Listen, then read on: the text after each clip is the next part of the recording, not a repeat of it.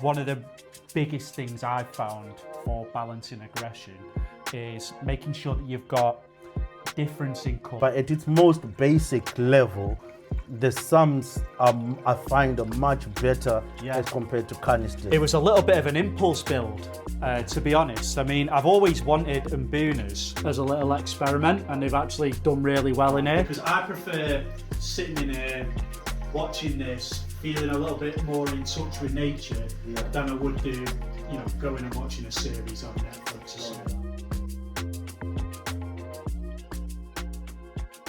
Hi guys, yes, I'm with the final tank boss today. I've come over, he's been nice enough to allow me to come and check the tanks. So yes, thank you very much, my guy. You're very welcome. Thank you. Finally get here, so yes. It'd be good to show you the tanks. Oh yes, and how they operate. I've had a bit of a little wander around before we started recording. Guys, if you see these fish, how massive they are, even just this space, when you watch the videos, it literally, it doesn't seem like it's that big. Yeah. even just this here, Yeah. Everything, I'm just like, I don't even know where to start. Where do you want to start? The cameras don't do it justice, No, do they? not even, man. Not even. Everything in here, I'm just in wow. I don't know whether to start with this or that or that. Let's start with cichlids, because it's the Cichlid Whisperer now, yeah? Yeah, absolutely. I mean, this is the main display. So this is obviously the one which started my channel.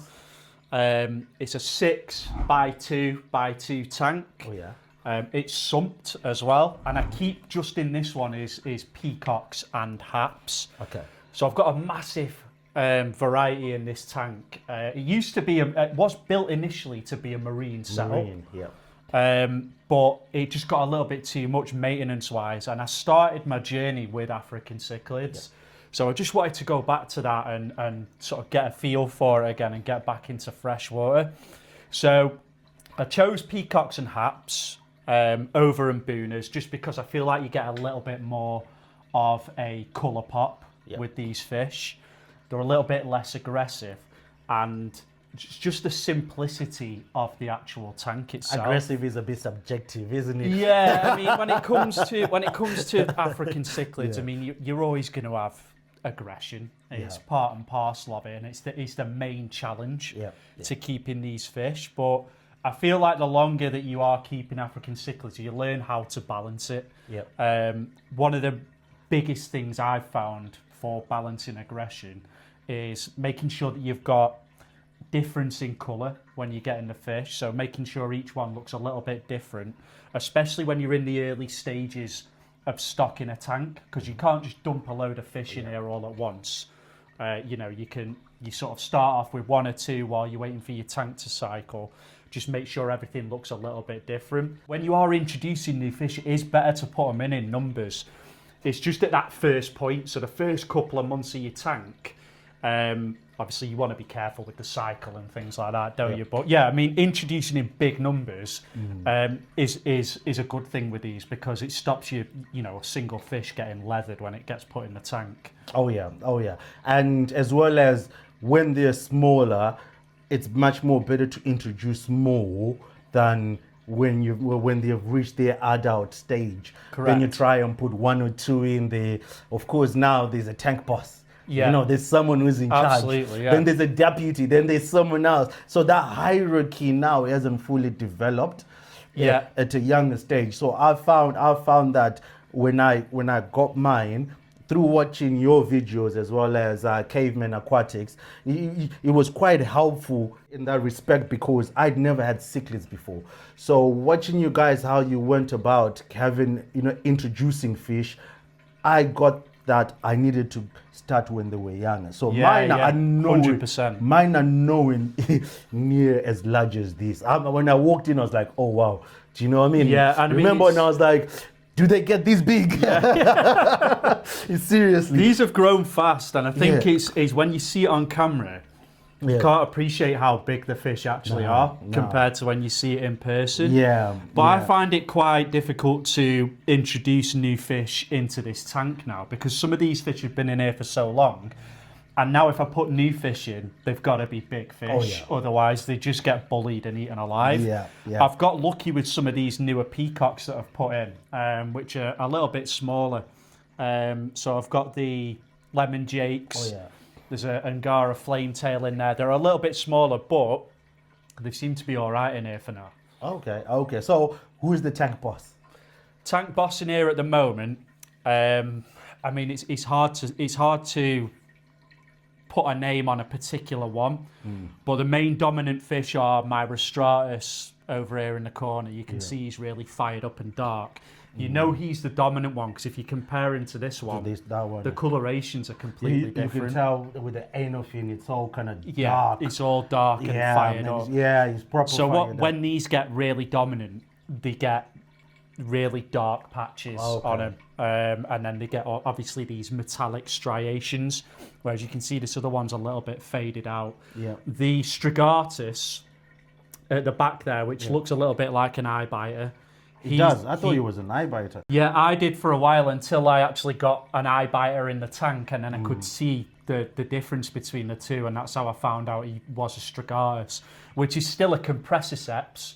So it's in the same family as the Malawi eye biter, but I think he's a better looking fish, to be honest with you. When I've compared him side by side with the male eye biter when I had it, I do think he's a better looking fish. And then this strawberry peacock at the back. Yeah, he's quite bossy. I think it's in terms of the contrast. I like the way that you've got your colors. Yeah, they contrast each other. Whereas for me, I've got about 4 of everything in my tank. You know, so and everyone's colored up. You see, so there's no. You might get a bit of pink there, but there's another pink over there, and there's another pink. Whereas your fish stick out because they're all different in their own kind of way. That's what I've tried to do. I've tried to make it so there's quite a lot of variation in the tank. I have got duplicates of some fish. Like I've got 2 Rostratuses, 2 VC10s. I've got a couple of ruby red peacocks. But I struggle with yellow fish in this tank. I can't get sunshines to colour up or anything that's yellow bodied. You can see I've got a golden peacock up at the top here. Yeah, but he's nowhere near. Lost all his colour. I'm the same as well when it comes to yellow. So this is how I've ended up putting Mbuna in mine, especially the yellow labs. I've considered doing that myself in this tank, to be honest with you, is putting yellow labs in here, but they don't actually grow to be as large. My fear now, reason why I've got so many fish of the same type is, my fear is if one dies and I lose that one particular one, then trying to find another one. So I try and buy them in more than pairs, like 4. So at least I know, okay, something happens, I lose one, I got 3. You've got another one. Do you know what I mean? But it's not a guaranteed success. It never is. Because everyone will tell you to say, try and keep different species, different genomes together rather than have 4 of the same. It's good advice, to be honest with you. I found success somehow, but with African cichlids, they can snap anytime. What can happen as well is just similar to what we were saying with the Rostratuses. If you get more than one of the same species in your tank, you're always going to have one that's subdominant. So you could have one that really fills out with colour, and then the other ones that you've got in will become more subdominant, and you'll lose the colour in them fish anyway. A lot of people, are quick to jump on calling their peacock cichlids juiced. It's not always the case. I mean, they can naturally lose colour anyway based on where they sit in the hierarchy in your tank. So I see a lot of people saying, this shop's selling juiced fish, this shop, because they're putting fish in the tank and they lose the colour. But it doesn't necessarily mean that it's a juiced fish just because it colours down. It's all hierarchy. What they don't get as well is with pet shops, they can, of course, they're going to sell them. They can afford to put 20 in a small box. 100%. So everyone's going to be coloured up. When you take the fish home now and you're adding to your 10 to make it 11, there's less in there now. Exactly. It sticks out. So and it's an unfamiliar tank as well. So you can lose colour that way. It's not always a sign that you've got a juiced fish. Because a lot of them, I mean, when you do the fish are juiced before they get to that store. Oh yeah. So, you know, if you've taken a fish from the store, put it in your tank and it colours down in a couple of days, it's probably not going to be a juiced fish because it's you know, it's been fine in that other tank. Because it does take a while. Gradually it will start to lose. But what I've noticed is you're into your herbs. I know though it's peacock and herbs, but I've noticed that you're really into you love the herbs.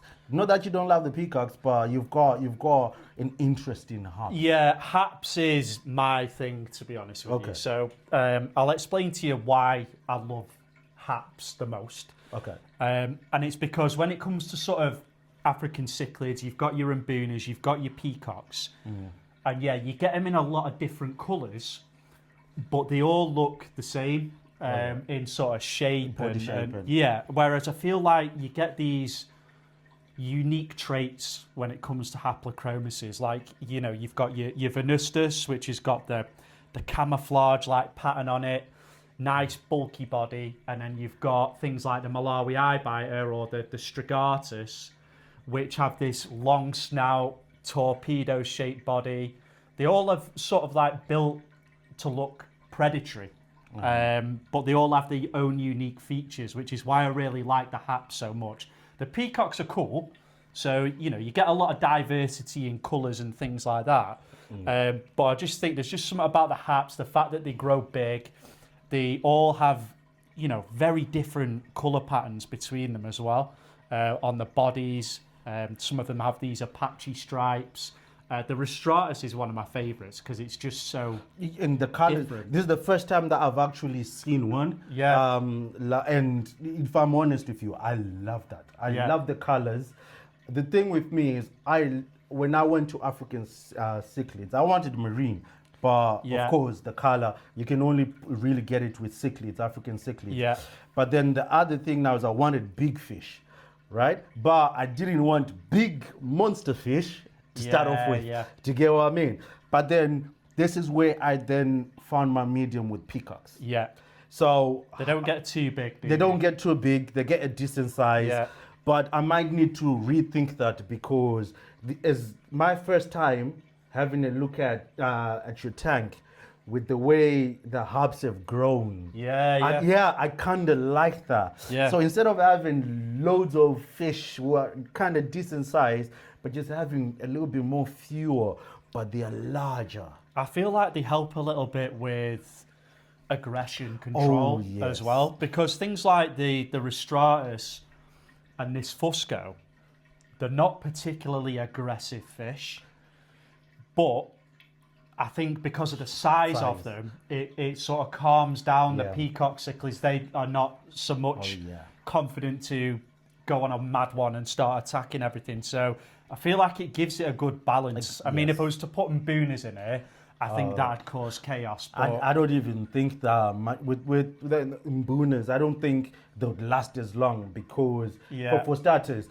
venustus, if it fits in its mouth straight away, do you know what I mean? It's gone. It's gone. It's one of them. And though mboonas can stand their own ground, right? They can stand their own ground, but like I said, it's not advised, and we keep on telling people as well. It's just what I like to do is keep, when you've got these bigger fish, you want to try and keep the rock sculpture quite minimalistic, just to give them a little bit more swimming space. But when you've got mboonas, you need to put the rocks in so that they've got territories and houses and stuff, and it's absolutely doable. It is, you but can do it, and I've seen loads of successful. Yours is one of them. I mean, it's a challenge. I don't. It's successful right now, but bearing in mind, mine are not nearly as big as yours. So they can all be together. You see, but when they get larger and they require the most swimming space, even the mboonas are getting large. I've only got rock work in there, so it looks good. So it's not proper hiding spaces. So at some point, difficult decisions. Whereas I feel like you get these. I've had a few of them myself. It does look good, but you know, at some point you will have to decide. the camouflage. Yeah, I mean, that's one thing with African nice, cichlids. bulky body. And there is going to come a point where you're probably going to have to move a fish on, you know, donate it back to a fish shop or see if somebody else can take it on, because they're so unpredictable. Like there is a technique to managing the aggression, but none of it is guaranteed. It's never guaranteed. Yeah, it's never guaranteed. They're like suggestions. Exactly. You can have a fish in your tank for years with no problems, and then one day it can just go like that, and then it's, you know, yeah, I've experienced that way, and it always ends up with the one that you actually like. Yeah, because they're all colored up. He's colored up. You're like, yo, he's beautiful, but then he's knocking everyone else. You see, and you have to make that decision to say, at first, I got rid of the one that was being bullied. Yeah. But that's me with less knowledge. Yeah. So I was like, okay, I'll keep this one because I love this one. It's colored up. Let me get rid of this one.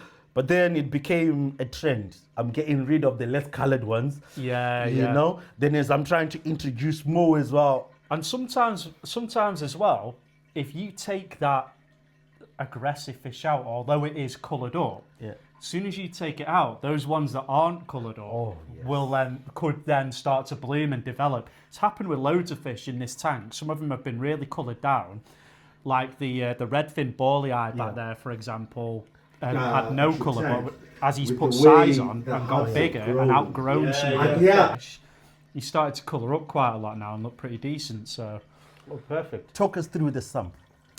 So the sumps, obviously you might know, is one of my favourite forms of filtration. It's my preferred method. As well, because things like the overflow box at the top. I've got a main overflow, and then I've got the emergency one as well, just to prevent any flooding.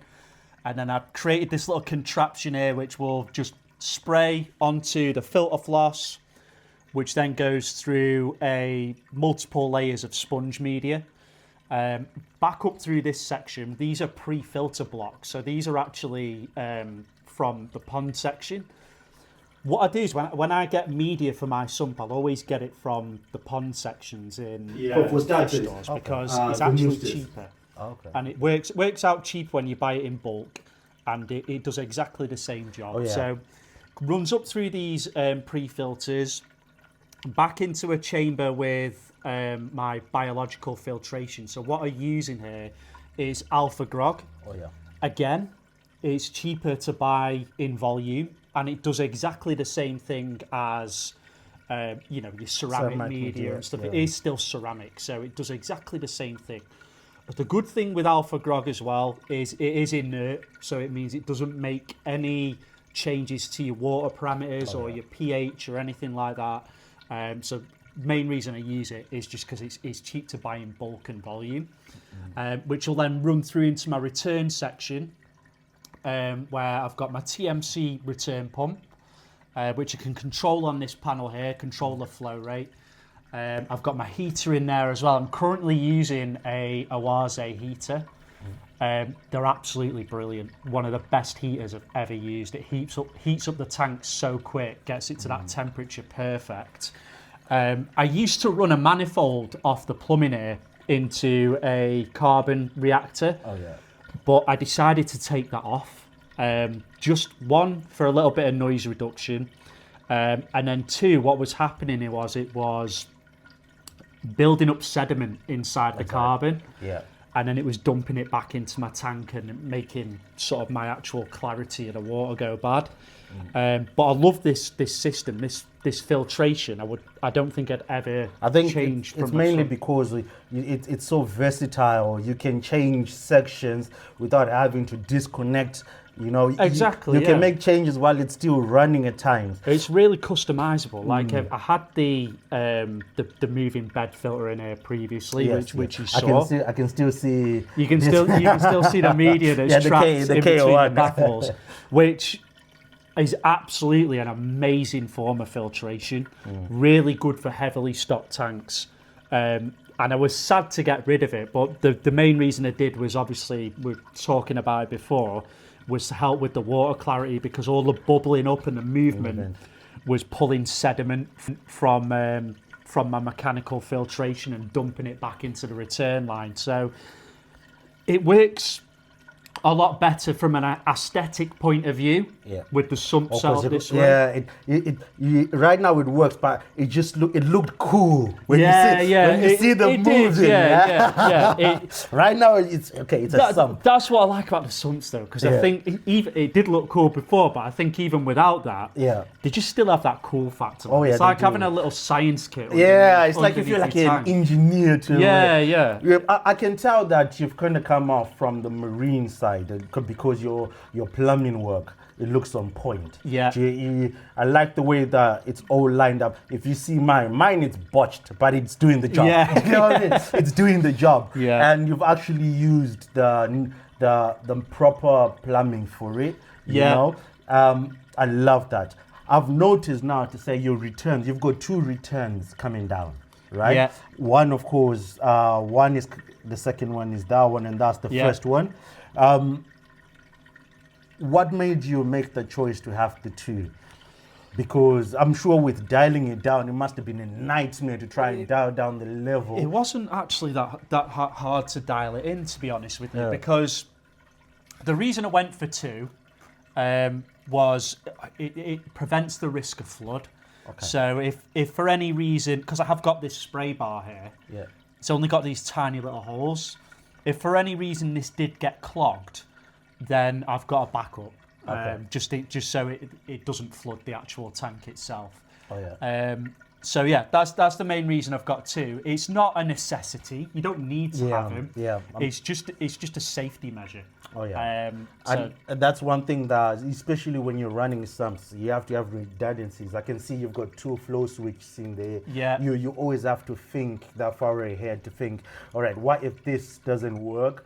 And you don't want it to be a situation where it's something that you cannot fix straight away. It's not a quick fix. Yeah. It's something that's going to, and most of the times it will happen when the shops are closed. Yeah. But then you need to be able to know that, okay, one return pump is not working. Maybe there's a second one, might be packed away, or it's already in there, just waiting to be connected. I've got a lot of sort of backup gear, so return pumps, things like that. That if it did fail, I do have something that I can put on there and switch it over to. But I've dialed down this sump a little bit as far from a tech perspective. Like I did used to have quite a lot of tech in here.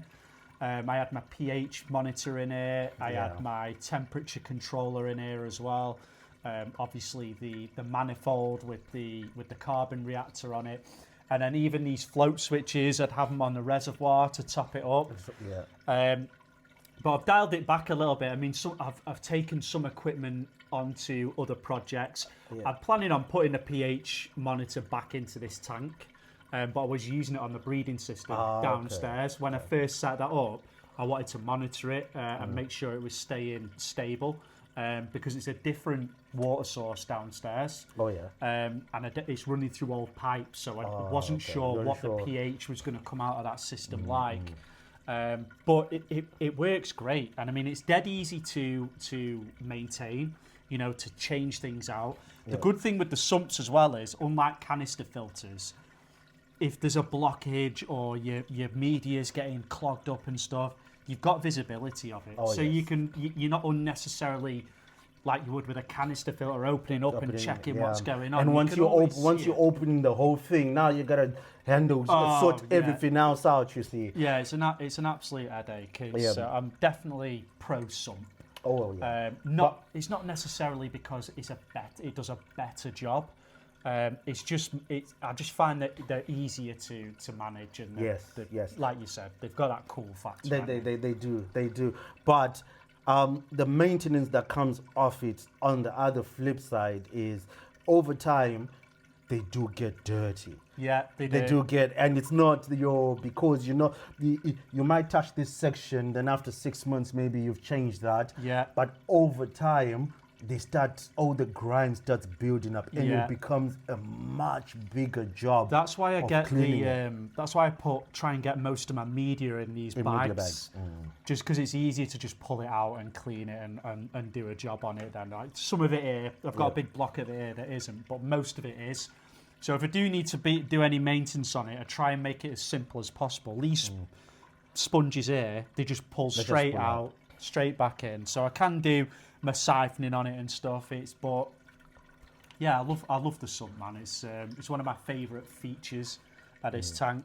It was a marine sump at one point, so I have actually taken baffles out and re-siliconed them back in certain places just to customise it for this system. But yeah, I mean, even the reservoir and stuff's come in handy because I've been able to use that as like a quarantine tank or for fry and things like that. So what are you using now? Is it because if you're not using the reservoir now? Yeah. So in terms of topping up, how are you going around that? Are you manually topping it up yourself then? Well, this is one of the main problems with sumps. It's one of the biggest cons is you get a lot of evaporation. Yep. So the water level drops quite quickly. Not since I've put the lids on the top of the tank. So that's a new feature which is saving me a lot of time. But to be honest with you, now I've got the lids on the tank. Yeah.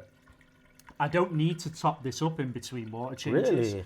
Yeah, so before I'd usually have to do a top up and you get a warning sign because you'll see air bubbles start spitting out up at the top on the return lines.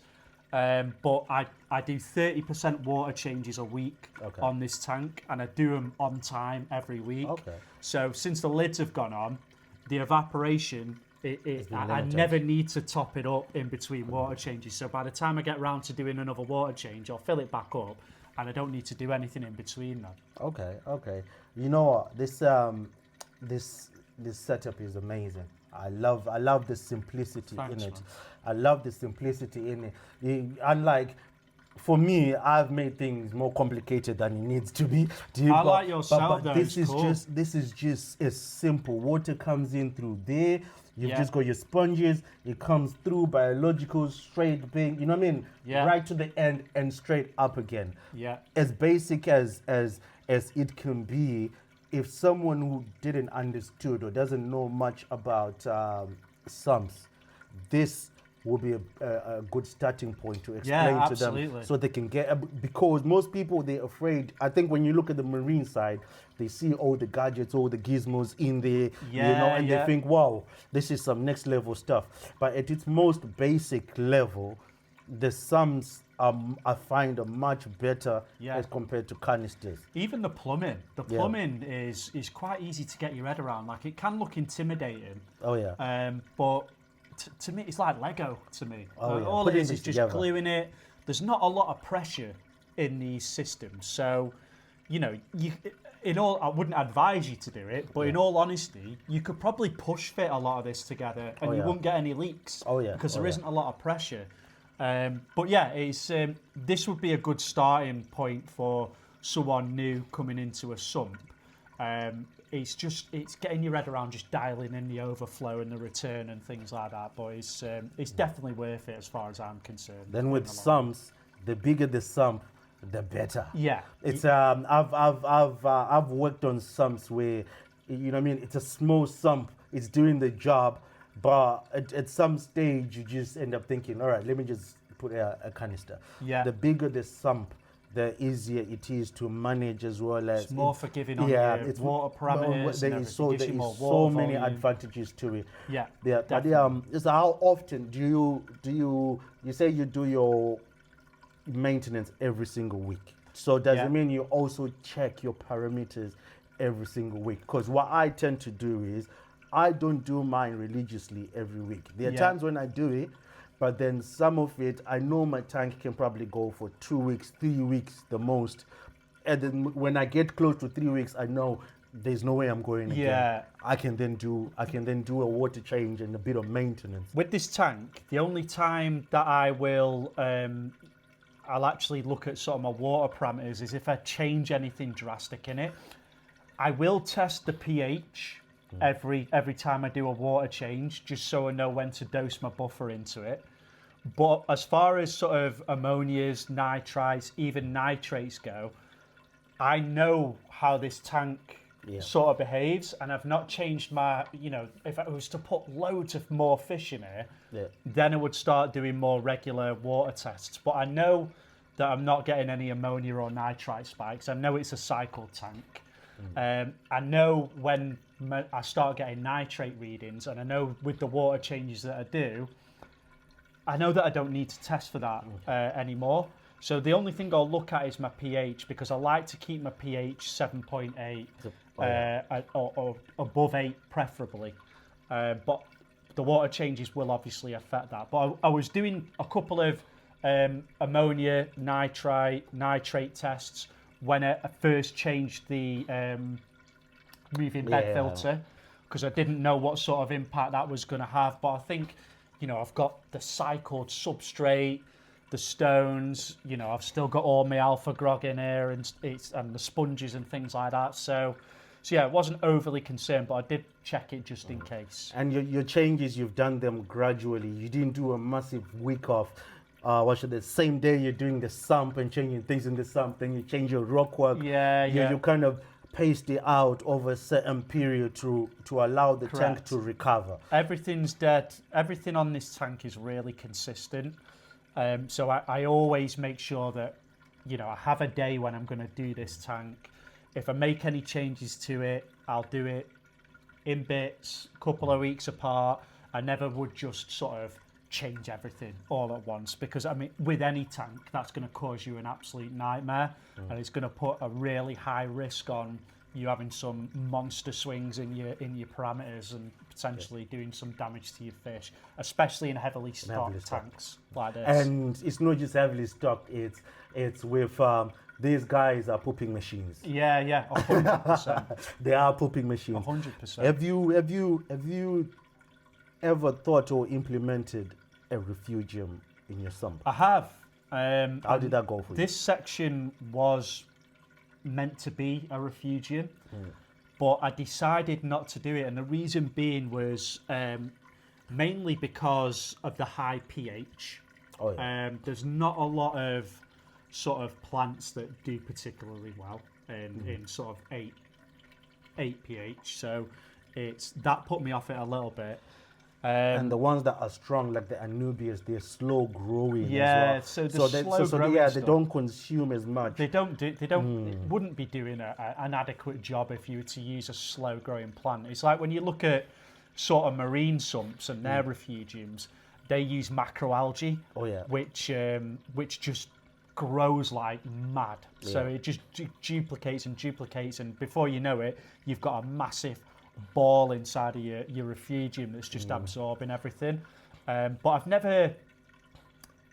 never felt the need to stick one on here and use that space in the sump to do it. I might do it in the paludarium. I'm experimenting with hornworth. So I've currently got it in my sump. So I want to see. I've noticed that my nitrates are now coming down.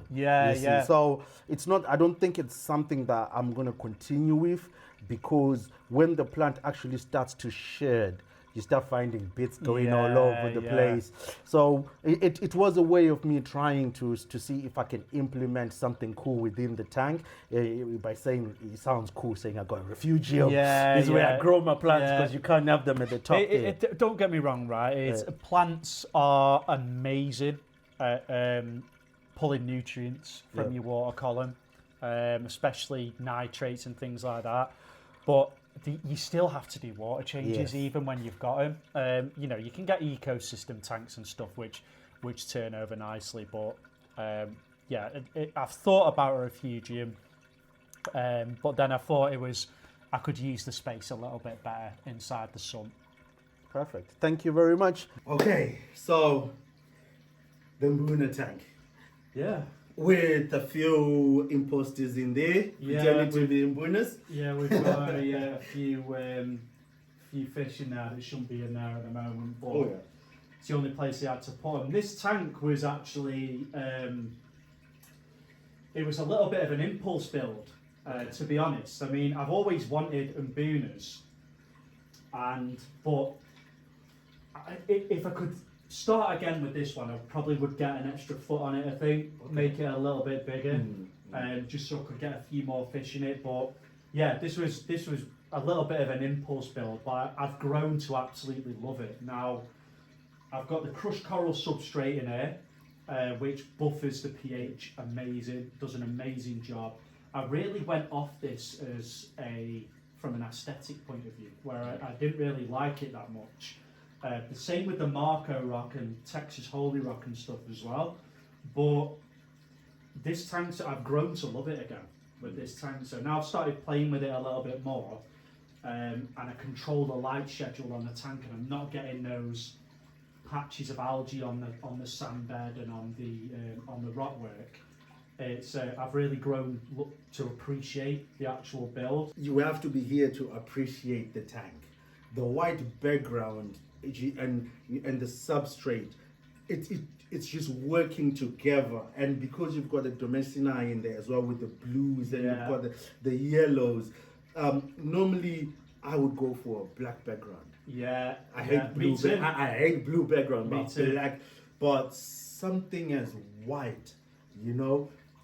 Is it not a lot of work to ensure that you don't have algae? No. Because it's nice when it's properly cleaned. Do you know what I did with this? Is I took the inspiration from planted tanks. So planted tanks use sometimes they'll have a frosted background. Oh yes.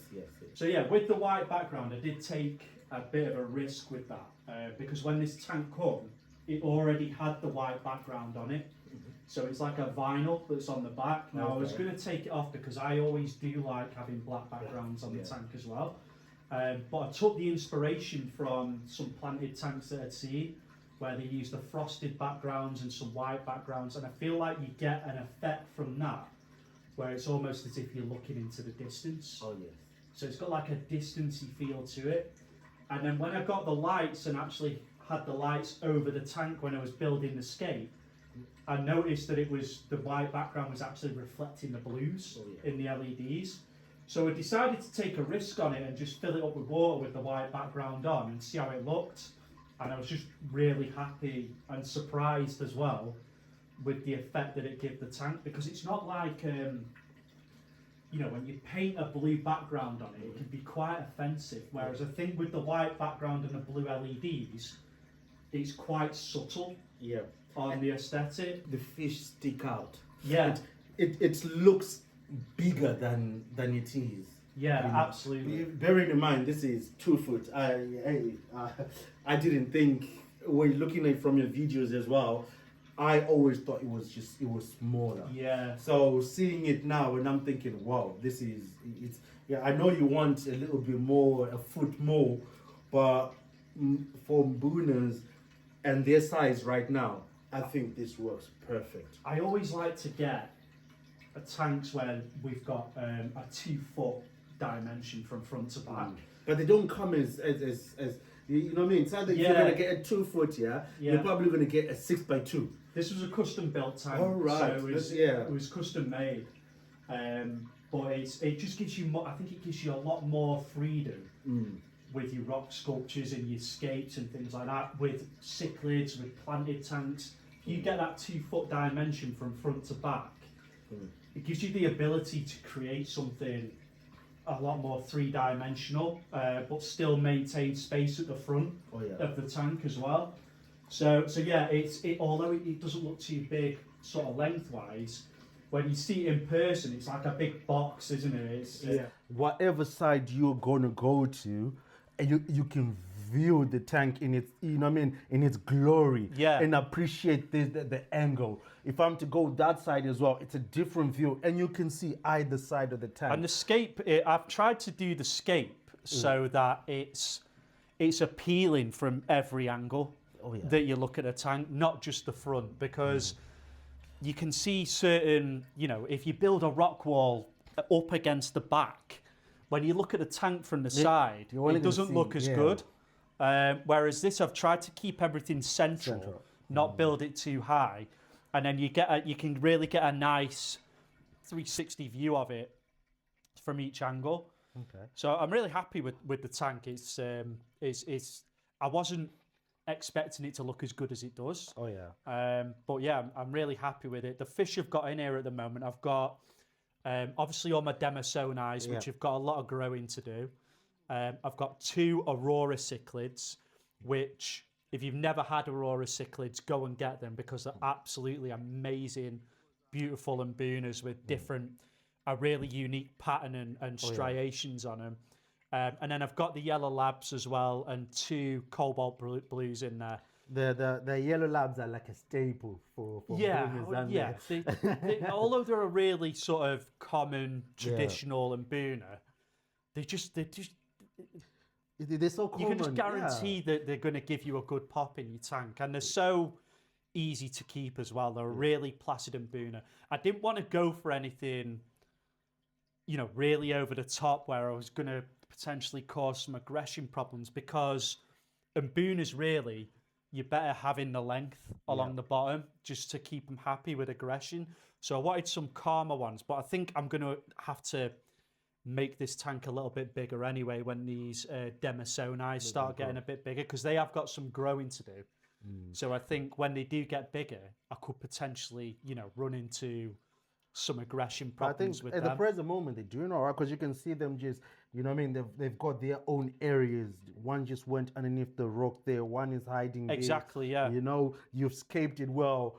You're saying you took a gamble, but this really paid off. This really paid. This is amazing, because only you can understand the vision that you kind of had. Though you might think, is he going to look all right? But look what came out of it, white. And I would tend to have gone white substrate, black background. But then this combined together works well. Yeah, I'm really happy with how it turned out. I've got my Malawi Hawks in here currently, and I think they spoil the colour pop a little bit, because they're fry stage. They are haplochromases, so they're not going to get the colours or anything till they get a little bit bigger.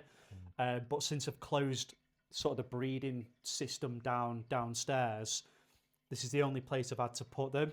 And they're doing really well in here. They don't cause any problems. There's no aggression, which is a really good thing about this tank. Is I've not had any problems with it, touch wood. From an aggression standpoint, it's been a really calm, pleasant, easy tank to maintain. The algae issues as well, I don't really get them in the tank, although the problem is when you use a white sandbed or a white rocks, it reflects a lot of the light into your tank. So it makes it brighter than it usually is, which creates an absolute breeding ground for diatoms and algae. But I just control the light schedule. In terms of the rock because I like the look when you've got a bit of green on but it comes a stage where you're like, I gotta get the toothbrush out now. It's somewhat beneficial for Mboonas anyway, if you do get that, because they graze. They graze on it on the stone, so it's not a bad thing. But for me, I'm quite focused on aesthetics when it comes to tanks, and not everybody is. I mean, at the end of the day, you set up a tank how you want to set it up, because all that matters is how you think it looks. But yeah, it's a cool tank, man. I absolutely love it. Yeah, so I filtered the Mboona system off the Oase Biomaster. This looks massive, man. It is. It's a big canister. I was going to sump this system, but the reason I didn't is because I wanted some comparison for my channel. So I wanted a tank where I could compare our canister filter performance in comparison to a sump, because I'm not against canisters. I think they're great bits of kit, but this one had a few selling points why I wanted to use it on this tank. I mean, first of all, listen to it. It doesn't make a peep. There's no sound coming from the filter whatsoever. The main selling point for this filter for me was the built-in heater. I couldn't see that. So the heater's built into the canister. The heater for me is one of the ugliest pieces of equipment that you can have in a white tank. background. That would so it wouldn't work. So that's why I chose this one, and it's just an absolute treat as far as maintenance for a canister goes. It's really easy. They have this section here which is like a pre-filter. So you just pop the locks off, pull this out, and this is the only section that you should really have to clean for 12 months. Really? So it captures the majority of the muck in here, and you just pull the canister down and it pulls out, and it's just a long tube of sponges that you just rinse off, pop back in. So that is a really good feature for the canister because it saves you having to take everything apart and you know, make a mess on your carpet and things like that. But it's got all these locking features on it. There's safety features where you can't lift the lid up without pulling the handle up. It looks solid in terms of, this is the first time, of course, I've come face to face with one. It looks solid. I've always loved FX6s. Me too. And I've never ventured to try any other different filters. But it looks like other companies are venturing and they're improving their designs. The built-in heater, that's got to be a bonus. I mean, if they did that on the FX6, it would hands down be one of the most competitive forms of filtration for me on the market. The FX6 Fluval need to build something like that. They need an upgrade at some point. 100%. Because the FX6, I love them, but they've been the same for years. Yeah, there's been from the FX5 but the whole FX series, I feel from the 2, the 4, the 5, they just slight upgrades to it. Yeah. Where I know most companies used to put UV sterilizers or UV clarifiers. That didn't really catch on as much. I think the thing is with UV sterilizers, it's very hard to build them into a canister filter to a point where they're effective, because you'd be surprised how big a UV sterilizer actually needs to be to cater for a certain water volume. And then the way UV sterilizers work as well is, you know, for algae control and for infection control, you have to have 2 different flow rates going through a UV sterilizer to get the result. Whereas you can't really control that with a canister. With a canister, yes. There is no wave makers. There is, so in terms of, because I know wave makers, sometimes they push the dirt, all the, you know what I mean, all the poop. So, but I don't even see that your substrate is dirty. No, I mean, this tank cleans itself pretty good. I think the good thing with Mbunas as well, they turn the substrate over quite a lot. So they naturally clean it. So it doesn't really matter if you've not got, you know, something that's dragging the detritus off the bottom, because the Mbunas are just constantly turning it over all the time. I wouldn't mind a wave maker in here. I have considered putting it in, but I think because of the size of the tank, because it's not as long, I think it'd just be a little bit intrusive on the scape. Oh yeah. If I'd sump this, I might put a wave maker in it, because I wouldn't have these pipes and stuff on the back. But I really like to try and keep things invisible on the scape. So these intakes and these intakes and overflows and stuff that are already coming in off the canister filter is already a little bit much for me. Do you know what I mean? It's already bothers me a bit. So that's why I wouldn't want to put a power head on this display. Cause I like the spray bar as well. It's goes with, mostly it will just be just a flow, one directional in terms of it's coming from one corner. Whereas with the spray bar, it's creating that agitation on top. Gives it the shimmer. And gives exactly with the blue lighting as well. The spray bar is really good. I've got glass lids on this tank as well. Okay, so it's not all right. So it's not an open top, but what I will say is they're not very good. I don't like glass lids after this. They're dead sticky. They're a little bit sort of clunky. They're very heavy. They're heavy. So I think that for me it's the heavy. Yeah. So it was part of, you know, you pay a little bit more, and they'll put some glass lids on it for you. If I was sort of buying a tank going forward, I'd just get it with the glass lids off and then just build my own on it like I have with that one. But yeah, it's a cool tank, man. I'm happy with it, and I'm excited to see how it all sort of grows, how the fish grow in, and what it looks like in a few months' time. Right, so this is the cellar, and obviously it's a little bit different probably to when you saw it last time, because we've got rid of the breeding system, but I've just set up a dirty tank down here. So really simple, lots of plants, nutrient dense substrate, sand cap, and it's more like an experiment, this one, because I'm just leaving this to do its own thing. So I've not done any cleaning on this tank. I've not done any water changes, no glass cleaning, no algae control, no additives, nothing. And just letting it do its own thing. Now, what's interesting with this tank is some of the hardier plants aren't doing too good, but some of the more high-tech plants that like CO2 are doing really well. But the reason I changed this is because it's a low maintenance setup, and I don't come down in the cellar all that often. It's more of like a workshop for me, if that makes sense. Yep. So it's just places where I do little experiments, or I'll do my building, do my woodwork down here and stuff, painting, things like that. Famous DIY sump. So there's a full tutorial on my channel on how I actually built this, but it's made from storage boxes, and it is just such a good piece of kit. It's been so good when this was a breeding setup. Even now it's running on the dirted tank. I've taken a lot of the media out of this because it's not really needed on this setup, because it's an ecosystem, it's self-sufficient. I've got some of the biological media still in there just to protect this from any sort of ammonia spikes and nitrite spikes while it's maturing, because I have got that nutrient dense layer in the bottom. But it's 3 chambers. It's got the return section, whatever you want to do with this, biological filtration, and then the return section here, which runs back up through the plumbing, back into the system up top, and through this little spout you can see at the back. It's a little bit of an industrial setup, so it wasn't made for aesthetics initially, which is why the plumbing's in the tank and stuff, so it's not my usual style. But I'm really enjoying this tank.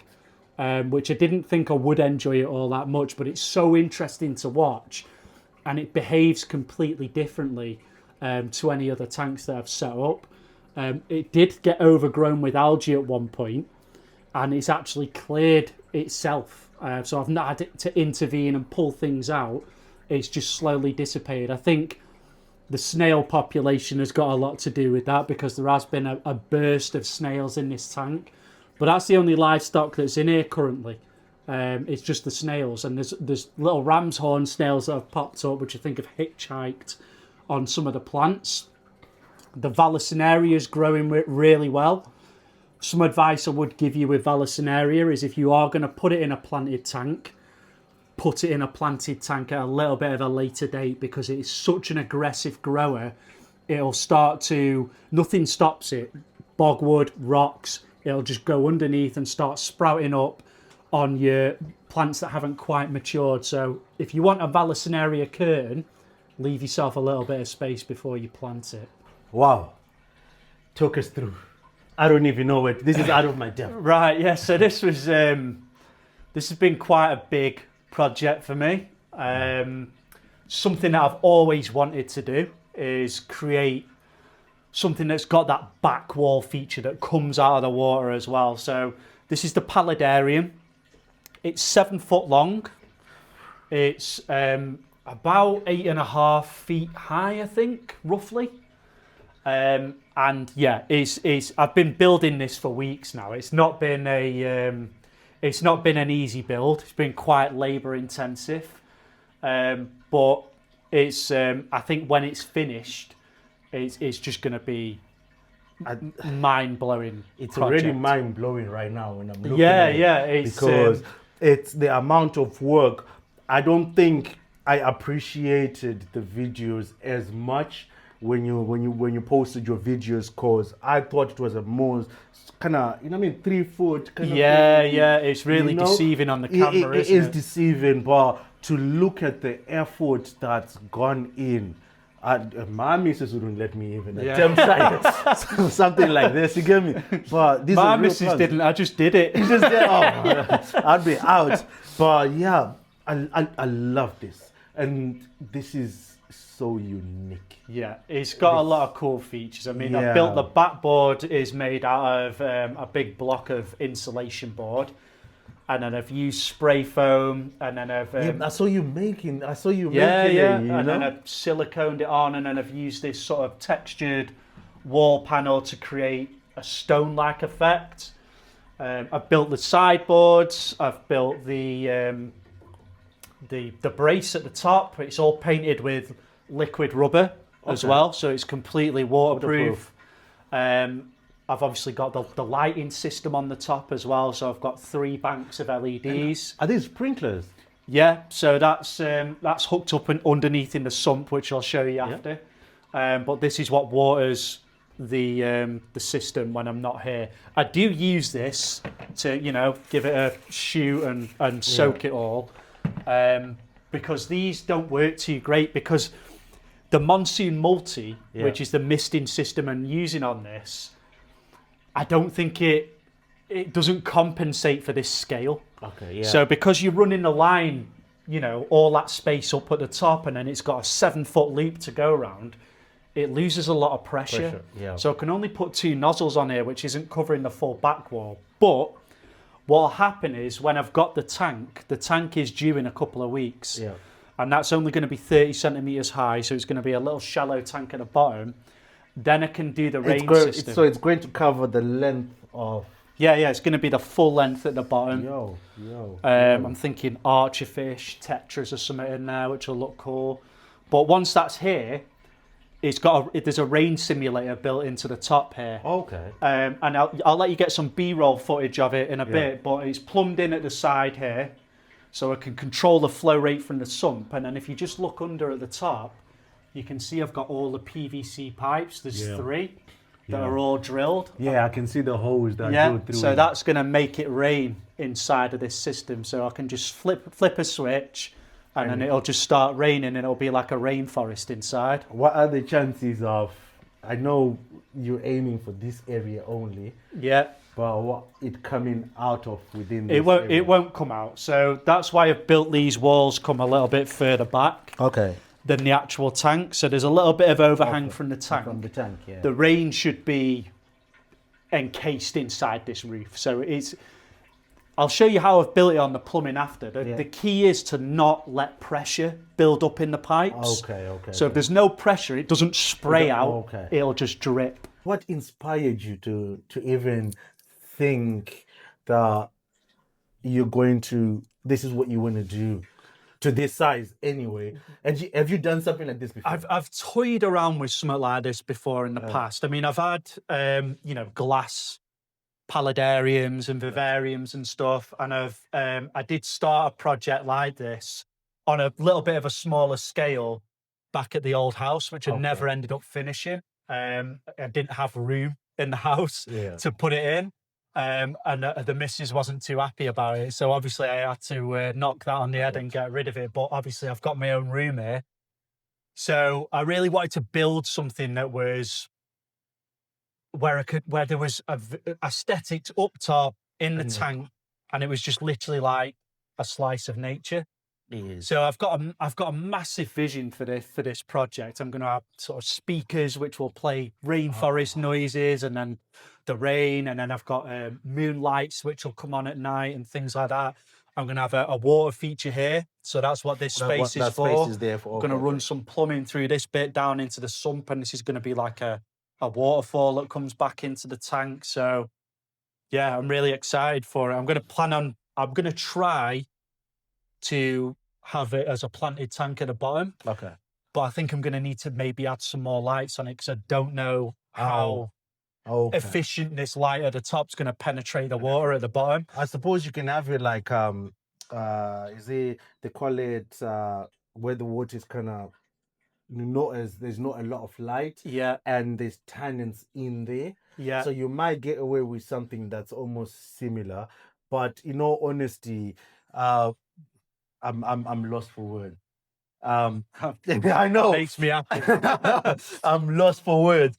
You had the room, I would have just got a tank, another tank, 6 foot, 7 foot, bang. Well, that's what I was planning on doing, is just this was initially what I planned to do, was just have a 7 foot by 2 foot tank for my hacks. Yeah, you did mention something along those lines. But then I thought I wanted something a little bit different, because although my channel is primarily an African cichlid channel, I do love planted tanks as well.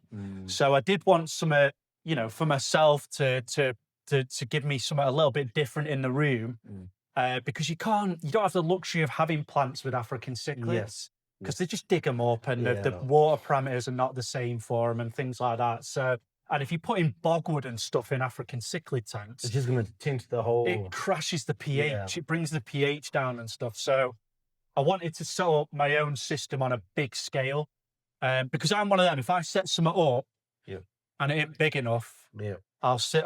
Same with the Mbuna tank. I'll look at it and go, I wish that was bigger. So I've just gone all in from the get-go. Now, just so I'm happy when I with first started watching your videos, the one thing I got from you was, if you're gonna get a cichlid tank, get the biggest tank you can. 100%. And from the word go. So I was listening to you, and I've got a 3 foot. I got a little dinky 3 foot with my African cichlids, and I'm thinking, I really should have got a bigger 6 foot or something to go. So I like what you've done. It's better to. Do you know what it is? Right. It's better to spend the money up front.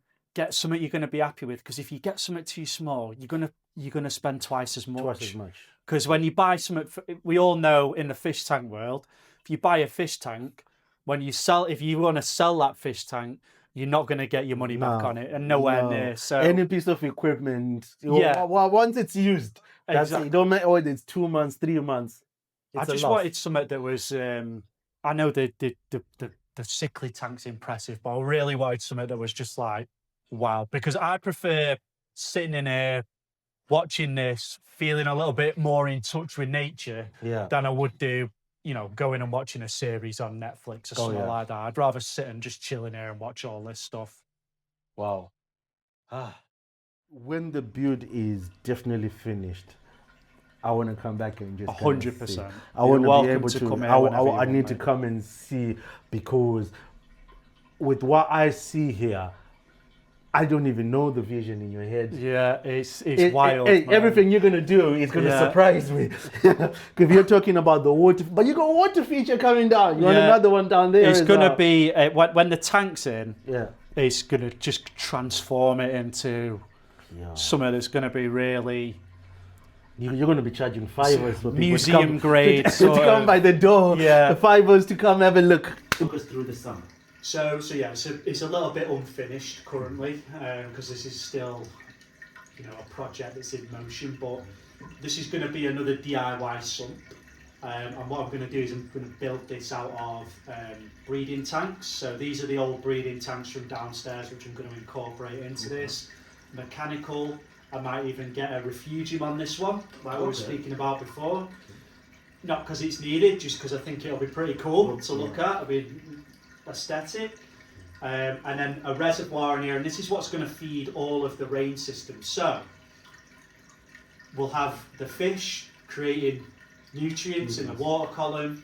I'm going to have 2 return pumps, one for the water feature, and the other return pump's going to power the rain system at the top. So the fish tank water is going to be used as the rain onto the plants, and then all the nitrates and everything is going to be like a natural fertilizer, which is going to make the plants grow up top. So I've got loads of space in this sump. Exactly. So I can really sort of go wild in here and create all sorts of gadgets and stuff. This is the Monsoon Multi. So this is what's powering the sprays at the top. I thought it looked like a chiller. No, it's the Exoterra spray system. So a really good system, but it's not quite powerful enough for something on this scale, I would say. You'd need something a little bit more industrial, like a proper RO pump or something like that. But you're going to make it work, man. Yeah, I'm going to make it work. This is this little contraption here. This is a DIY cloud maker, which I actually made for the paludarium. I'll switch it on and just show you what it looks like over here. What happens is this fills up with fog. It turns on, switches it up this pipe here, and then all the fog comes out the top and drops a curtain of mist. You weren't joking when you said DIY. I've just seen I've just seen what you've done. What you've done there. That is the proper deal. But you know what I love? with all your projects, starting from of course the Cichlids, then now you're coming to this. I can see you evolving, and now you put in even a personal touch to.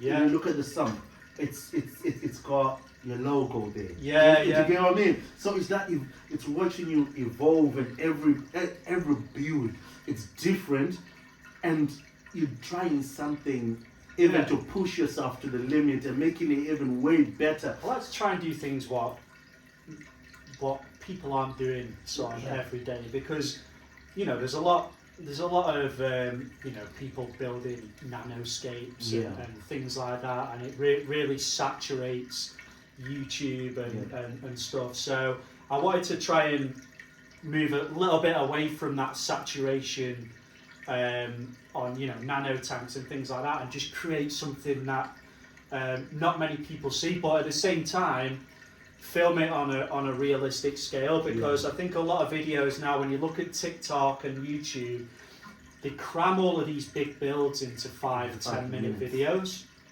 whereas I want to make this a series and so people can get a real idea of what it costs, the labour that goes into it, and things like that. Because how long it's taken, because I've started projects before off videos I've seen on YouTube, because it makes it look dead easy.